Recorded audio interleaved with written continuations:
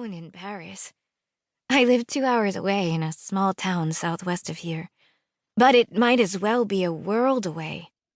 It has none of the restaurants and shops and cafes and music, crowds to lose yourself in, that feeling of being somewhere truly special. Like a good daughter, I took the train home every night of my summer course, sighing at all the fabulousness I was leaving behind. This was the one night I'd made plans to be in Paris, to stay with my friends in the school dorms so I could join for an end-of-summer picnic. But I never even made it to the gathering. "Are you changing your mind?" Zach says.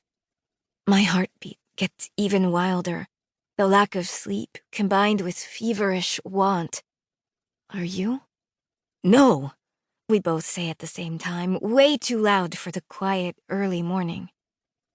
I chuckle, but quickly feel the seriousness of the situation wash over me again. A year from now, I'll be done with high school. Finally, done with my small town, my boring life.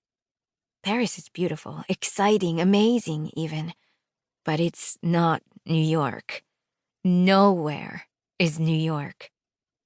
I've dreamed about living there ever since I left it, when I was 2. The Big Apple is not just where dreams are made of. It's where I was born, where I belong. We'll be together, I add. We will. It's fate. There's no other way to put it. Some people dream of getting into a prestigious college, but all I want is to pack up my chef's knives for a life of adventure. The kind my parents had until my mom carted me off to France to become a country mouse. When Zach told me he was American and had a job lined up as a cook in a renowned New York restaurant after his trip, my heart flipped back and forth a dozen times. What were the chances? We were meant to be. We are. But that's a whole year away.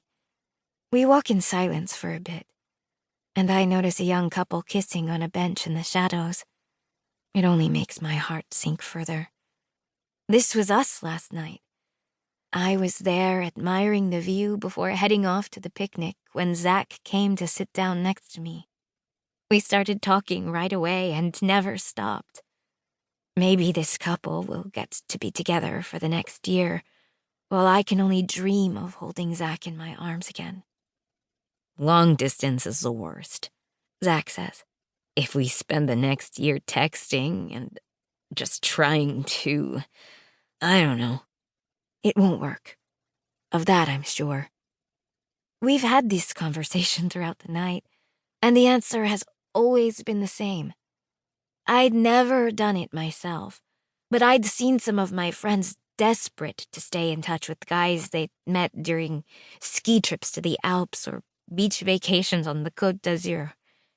They texted furiously for weeks, made all these wild plans to be together, and then things just petered out. We'll ruin it. Better to wait until we can be together. For real. We met for a reason. This can't be a coincidence. He nods, the look on his face serious. I know, and he knows, that this thing between us is special. "Yeah, but until then," he says, his voice catching. "I'll wait for you," I whisper. "Margot," he replies with a heavy sigh. There's a current coursing through both of us that makes me feel like it doesn't even matter if we're apart. We're already tethered in a much deeper way. "Tell me again your favorite things about New York," I say to lighten the mood. "Everything. The energy, the people, the feeling that anything is possible. The amazing food. Although I know French food is pretty great too."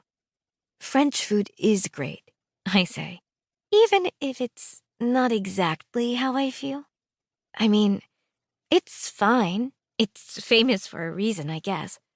But it's also all I've eaten my entire life.